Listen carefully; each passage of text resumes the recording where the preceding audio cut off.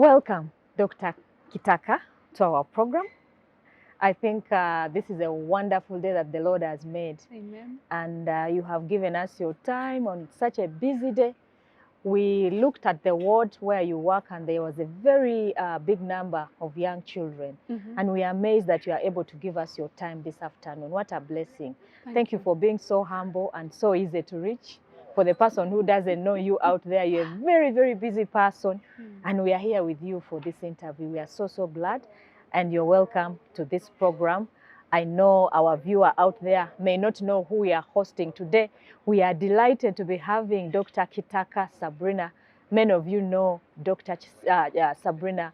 Some others may not know, but we are having a very, very impactful woman with us here today in the area of medicine.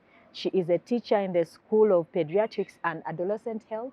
Yes, at the School of Medicine here at Mulago. What an honor, what a wonderful moment that we have with you. And the reason is we just want to inspire young women to be like you. We want to inspire other women to be like you, even to live a balanced life, to aspire in career, in leadership. Where you are a leader, but also have a balanced life, have a healthy family, thriving life in all areas. That's the purpose of this program. So welcome our viewer. And I'm just going to have Dr. Sabrina introduce herself for many of you who do not know, but I know the majority knows just a little bit. And she has written a book. I don't know where I have put it. The book is Pursuing Excellence. Yes, Real And Pursuit of Excellence. In Real Pursuit of Excellence. I believe in that book. If you got a hold of it, you can be able to get a few moments of inspiration from her book. I'm going to show you a book in the moment. But Dr. Sabrina, you're welcome. Thank you so How much. is your background? How is that humble background that has raised this great woman that Uganda has today? First of all, I'm so honored, Honorable Monica, and your team of amazing young people who have chosen to spend your morning and afternoon with me. I'm truly delighted. As you heard, I'm a pediatrician. I'm also an adolescent health specialist. I am a senior lecturer with Makerere University. Wow. And I am a mother. Wow. And a wife. Of how many? 5. Can you believe 5 children? I love children, and no wonder I ended up in pediatrics.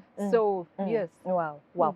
And she looks beautiful and almost approaching a very good age, and you cannot believe. She will share with us a few tips on how she's managing this, this whole wheel of life. I'm not shy about my age. Your age. I turned 50 in August, which for me was a blessing. It is a blessing, and I thank God for every single day, every single year that I have lived. Wow.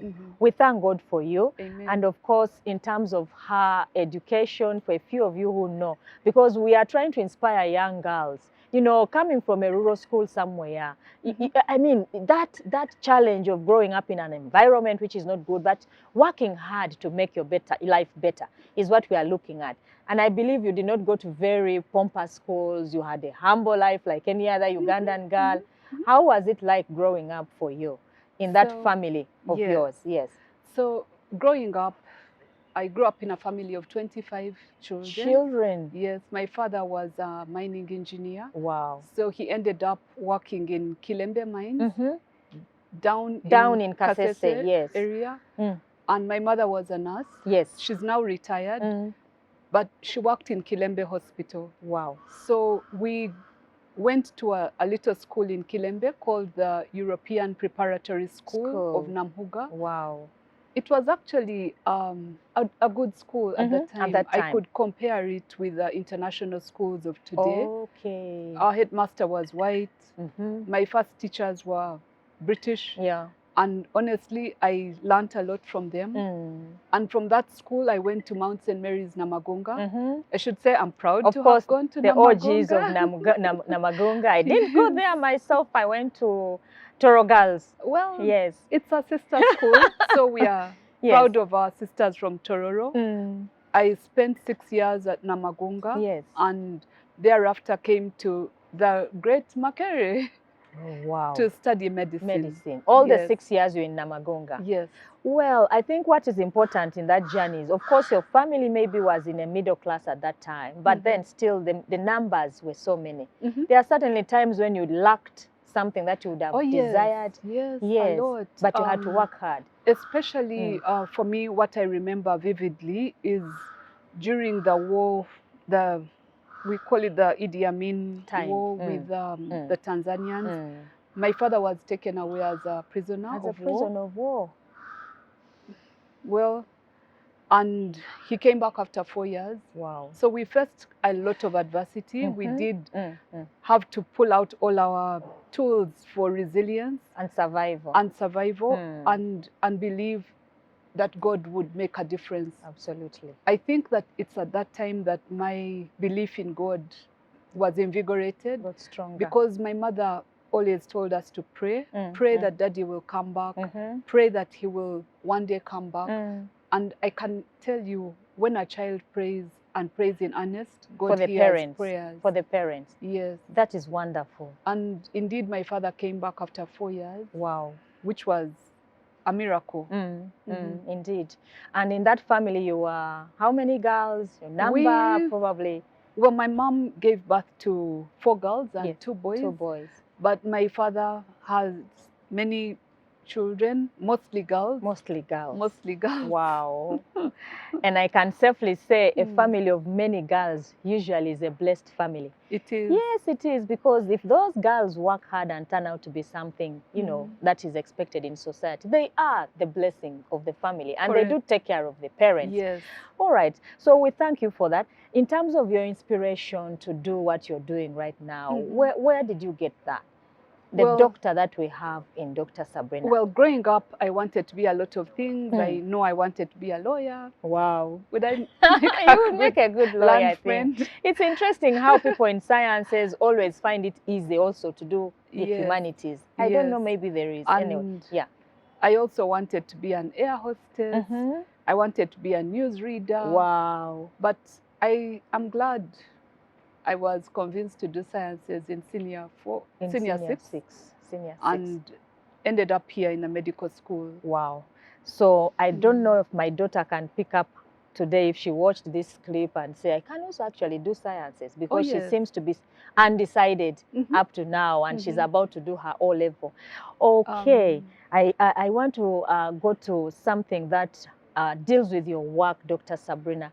The whole of this country knows Dr. Sabrina as a person that works very well with children and the adolescents.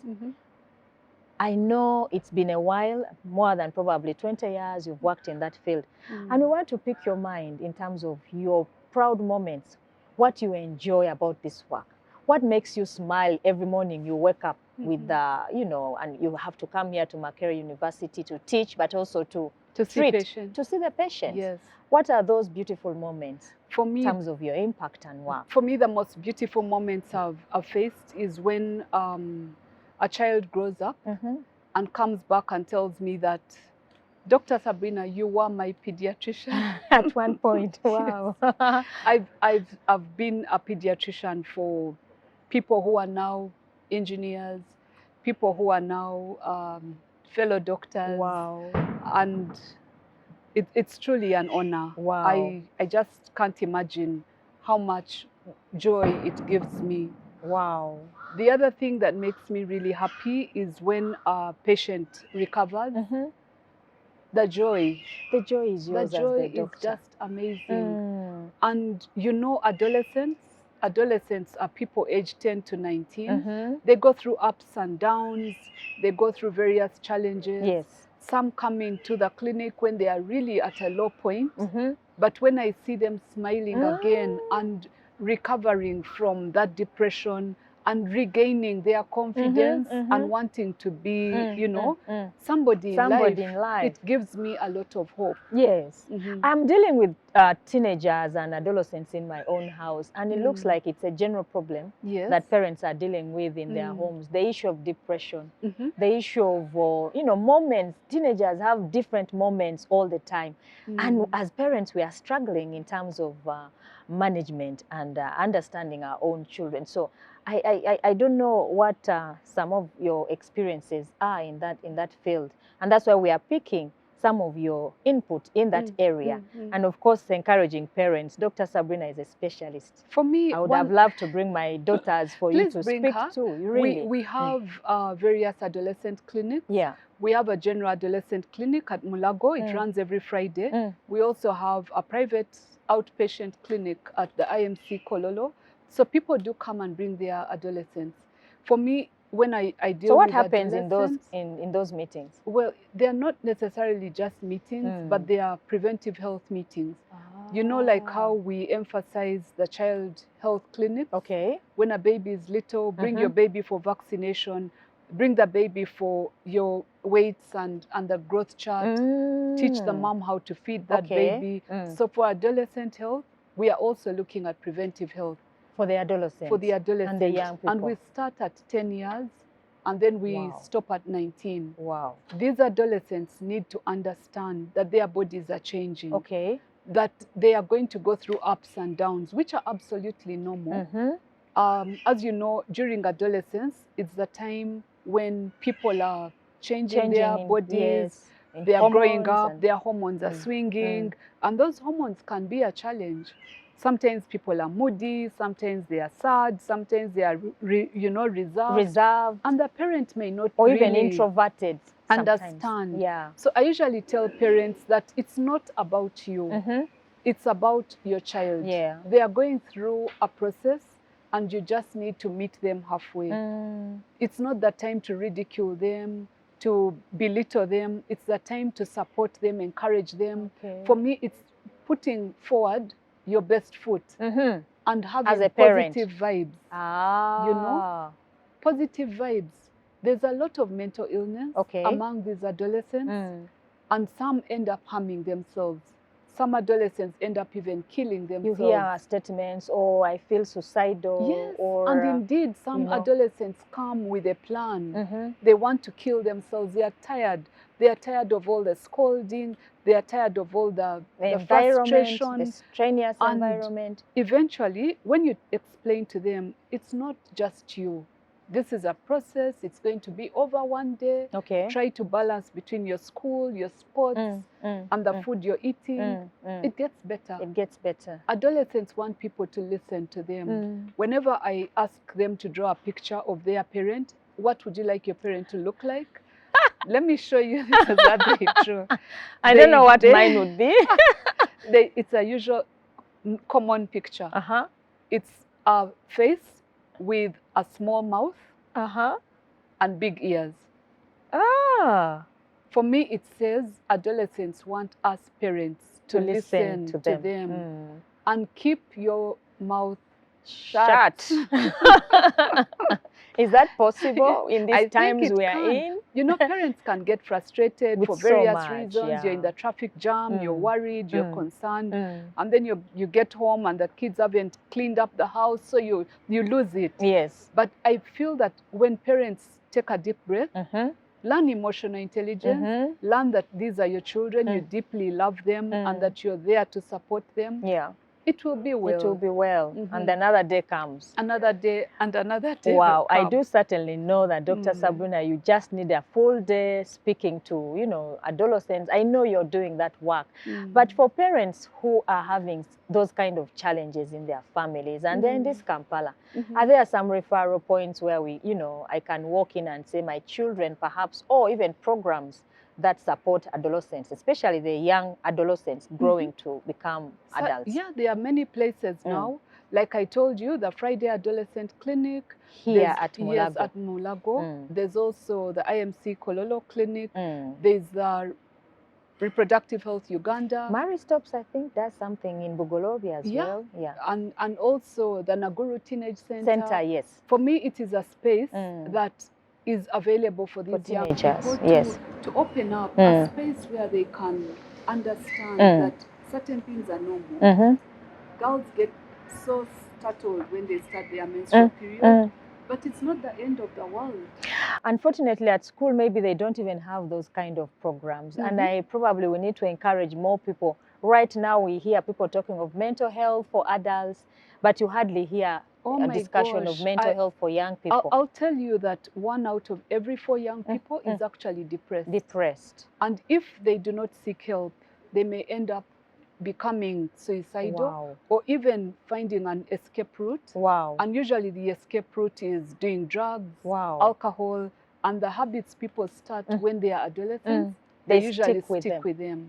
So people who are alcoholic, they probably started drinking alcohol at 14. At 14, 15, 16, actually. So the other thing is, if parents encourage children to join groups that are supportive, you know, take the children to church, take them to the mosque, let them understand that there is a higher being that protects them, that God loves them truly, and that us as parents love our children. These children learn. They do. I think today has been a very special encouragement to parents who will be watching this clip. Please let us try to put in place systems that will help our children, especially in this post-COVID thing. I hear people talking a lot about mental health, but as you're hearing from an expert in this area, even us as at Civic Space, we have to do more programming around just this issue of mental health. But there are support networks for our children, so let's take them out there. I am here speaking to Dr. Sabrina, a very agile woman in her field, an expert, a specialist. We love her. We are very proud of what she does. And she has already written a book. For those of you who are not writing like myself, can you be encouraged? This is Real Pursuit of Excellence, the threads that keep us going. So you can pick up her life and her journey that we may not be able to conclude today in this interview from this lovely little book, but I know she'll be writing more. We'll just ask her a few more questions and then we shall let her go to her busy schedule. One of the questions I would like to ask you, Dr. Sabrina, is what is going on? We are interviewing you at such a difficult time. You are busy. You are very, very busy in the wards. The interns have abandoned you. And we are wondering what's happening. What's happening now? How are you people coping in terms of the works that are in hospital? How are the doctors coping? Well, it's without a the interns here. It's a challenge, and I feel for our interns. I understand what they are going through, but I think that there's a bigger problem, a mismatch between our human resource production and human resource uptake. There's also probably a mismatch between planning and presentation. And obviously there are a lot of egos that are, you know, rubbing shoulders. So we pray that it all ends well. Because at the end of the day, when elephants fight, it's the grass that suffers. For me, the grass is the patients, and we do not want our patients to suffer. So obviously we as the consultants are keeping the emergency places going on. Because you cannot negate. So when you talk of emergencies, you don't put in those other specialist services like dental. Is that not an emergency? Oh, try getting a sick tooth. Yes, that's what I'm wondering. If I came with a sick tooth now, I can't get assisted. Well, there are two areas of service, the private and the public. But there are people who cannot afford to go to the private. I mean, actually, the public. So for me, that is going to be a real challenge. It's going to be a real challenge. And we are not sure how long. I wonder what needs to be happening now. I personally believe in negotiation as an advocacy tool for solution of any problem. And even at home, it starts like that. Negotiate. Small things become problems. Bigger things. Communication. Let's keep the communication going. So in this kind of stallment, we need it's to like have a marriage. like when you stop communicating, things finished. Die. A lot of things creep in. We do certainly feel for the interns. And today we are in Mulago itself. Of course, the life here is a bit slow, but the patients are here.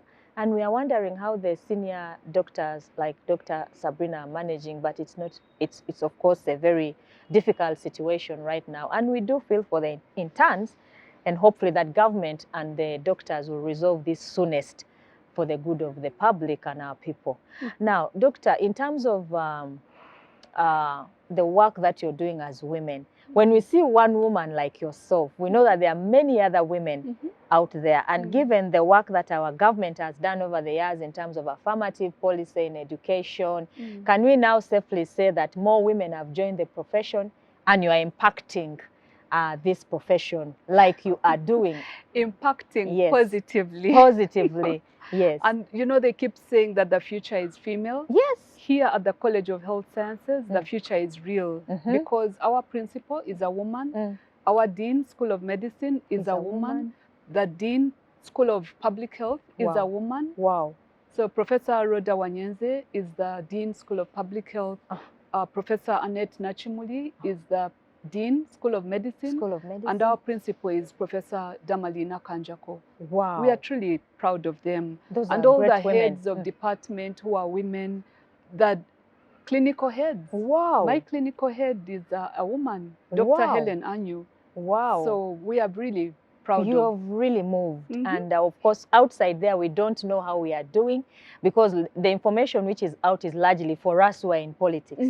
But out there, women are impacting the world. True. A lot is happening. That is true. But we still have more to do. And I want to say at this point that we should not leave the boys behind. Yes. Because that would be a detriment on our part. Women, we can be assertive, we can be confident, etc. We lead with passion. But we need to support the boy child. Yes. We need to move together. And that's the point I'd like to make. Absolutely. That yes, there's affirmative action, that many women are joining professional courses. However, we have not yet reached the employment, top-notch employment. Like a lot of CEOs are not women. Are not women, but we are making progress. We are making progress. We are making progress. I look forward to seeing you becoming.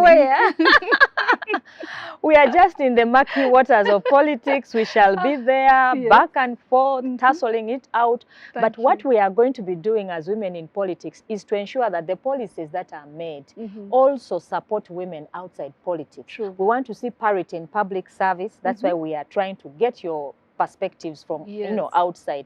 How are women doing in public service, in the private sector? If we need to have policies that say, okay, if you're an employer, can you please reserve 40% of your jobs must be occupied by women, and not just in the lower, strata of those employment, but also at the top level. I totally agree with you, but we do appreciate that women have unique challenges. Like, for example, if a woman goes on maternity, she has to leave, and our maternity period is just 60 days. 60 days, which isn't enough, and so you need to breastfeed your baby. So there's a controversy between breastfeed your baby for 6 months versus the time you're given. You have to be so can spaces be given to women to allow them to breastfeed even at work? Yes. We recently did a study with Dr. Joseph Rujumba, which was amazing because him as a man, he was supporting our cause, like breastfeeding we need that space for women. Yeah. And exclusive breastfeeding, because as the more a baby breastfeeds, the more they are likely to have stability, in life. Bonding, a less stressful life, less complications. So, yeah, and that's your recommendation from there. But it's still a long way in terms of that advocacy we are having. And we are hopefully that these next 4 years or 5, a lot can be achieved in the private sector and the public, breastfeeding corners, breastfeeding spaces. Generally give a woman a healthy experience in terms of mothering, because we are doing a big job.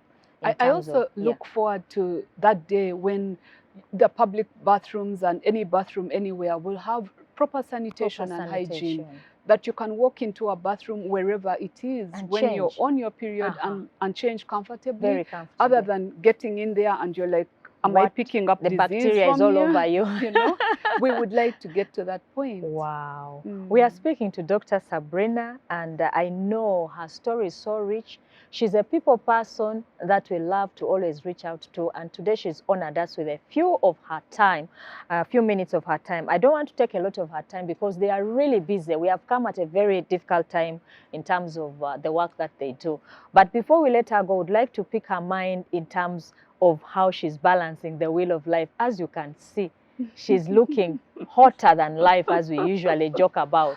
And for many women that are watching, of course, we all battle with that. How do we balance You want to be a career woman. You want to be a professional. You want to be a leader, to excel at where you are. But you also have to come with all those responsibilities that, you know, and for now, I think the young women, they don't even aspire to be mothers. When you talk about marriage and what, they're like, no, me, marriage, no. And, you know, that kind of thing, because they see the busy life we live, and we must also be balanced parents. How do you balance that wheel of life? Well, it's a determination to excel. Yes. And I want to say that you can't do it alone. You need support systems. You need a support system, a supportive spouse, supportive brothers and sisters, and even understanding children. Okay. And that doesn't happen by accident. It is intentional. It is intentional. And you need to take care of yourself. You need to inspire yourself and then inspire other people. And as you step out of your house, understand that you are a role model. Wow. And that your people are watching. Wow. So ladies out there, take care of yourselves. As a woman, we know that women love to look beautiful and keep smiling. Yes. We are the mothers of the nation. Wow. So a smile a day keeps the doctor away. Keep smiling. That's a nice one. Okay, keep smiling, ladies. Keep working, keep balancing your life. But there are women that we are targeting. The young women that are growing to be doctors. The young women that are growing to be politicians like us. The young women that are growing to be different careers. And you're hearing the statistics right now. They are talking of teenage pregnancies. For every 10 girls that come to school when they're in primary 1, only 3 go up to secondary level.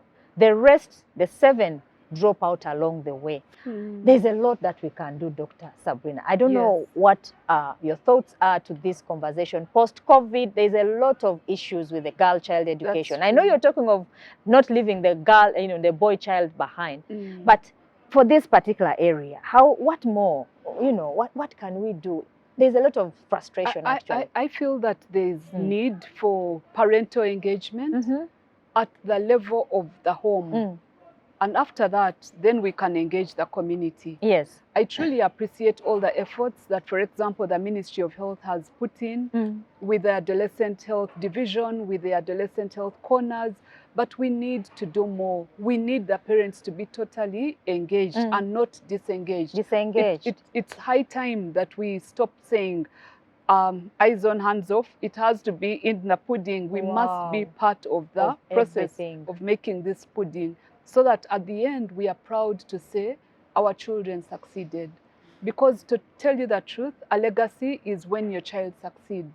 You are happy. But you see, parents are frustrated right now because we are doing a lot of work that teachers have been doing for the last 2 years. I don't know how parents I want to say that we are all in this together. There's not a single family that hasn't been affected by COVID or the COVID lockdowns. Everybody has been affected, whether through buying data or being the actual teacher or hiring a teacher. Everybody is involved. But let us remember that it will soon be over. It will soon be over. Let us be hopeful that when it is all done, we shall look back and say, oh my gosh, wow, what a time. Wow. But keep moving forward. Wow. I thank you, Dr. Sabrina. I think now I want to end with this because I would like you to mentor somebody out there. What are some of the issues here? What is this real pursuit of excellence? 1 or 2 things in this lovely book. So for me, yes, the real pursuit of excellence can be summarized into my ABCD strategies, which are: 1, ask for what you want. Ask for what you want. Be who you say you are.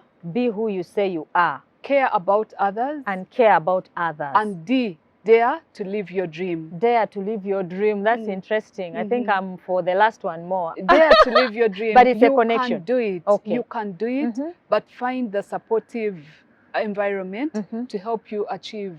So what is the A about? Ask for what you want. If you asked me for this interview, and I'm delighted that you asked, and when you ask, you receive. And I'm so happy that you did ask. Okay, so you have to speak out, in other words. Ask for what you want. Speak out. Be who you say you are. If you say you're an amazing politician, you're an advocate for the people, you care about the voiceless, truly let us see your actions and not just words. Wow. Because honestly, we are tired of the rhetoric. They talk we want and action. talk.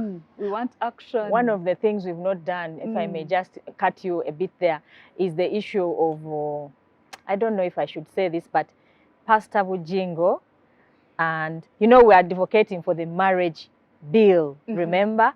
And the religious leaders were telling us, no, you people, women are asking for this law because they want to marry and divorce after 2 years.